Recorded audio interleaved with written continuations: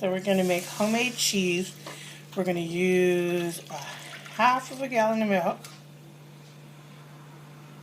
And we're going to heat it over medium heat until it comes to a boil, constantly stirring it so that the milk doesn't burn or stick to the bottom.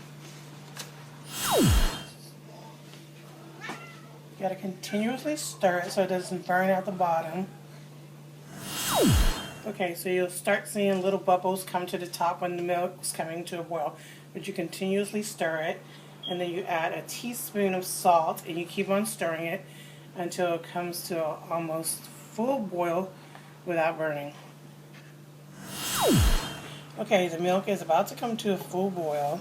So before it blows over the top, we're going to add 2 tablespoons of vinegar. And then you're going to continually stir it. So you see the milk is starting to separate from the solids are starting to separate from the liquids.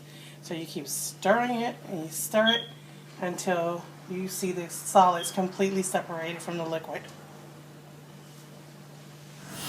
So you'll start to see the cheese start to form. It'll be in like little curdles almost.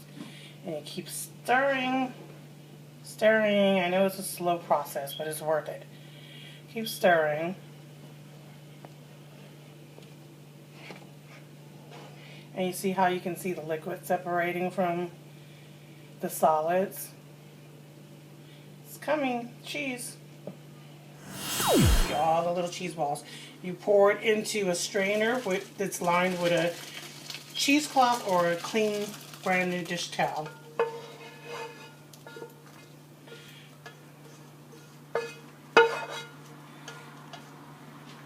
And it's going to kind of look like cottage cheese until all the liquid comes out. So you got to leave it for a little while just for the liquid to strain out. And I lift it out. And the liquid that comes out of the bottom I actually use as buttermilk. And I'll be using that in either some Johnny cakes or some pancakes. It's kind of like buttermilk.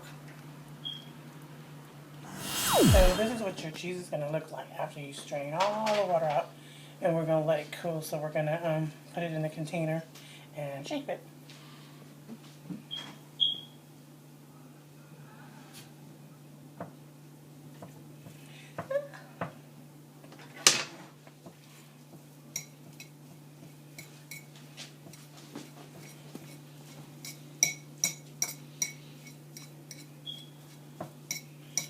So you can pour this on top of tacos, on top of a tortilla, lasagna, anything you use cheese in, and it tastes awesome.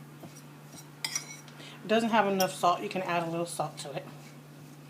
There you go, cheese. You can actually squeeze it all together and put something on top of it and smash it down, and when all the liquid comes out, it'll be like a little disc shape, but I prefer it like loose like this so that I can put it as a topping on things. There you go, homemade cheese in under 20 minutes.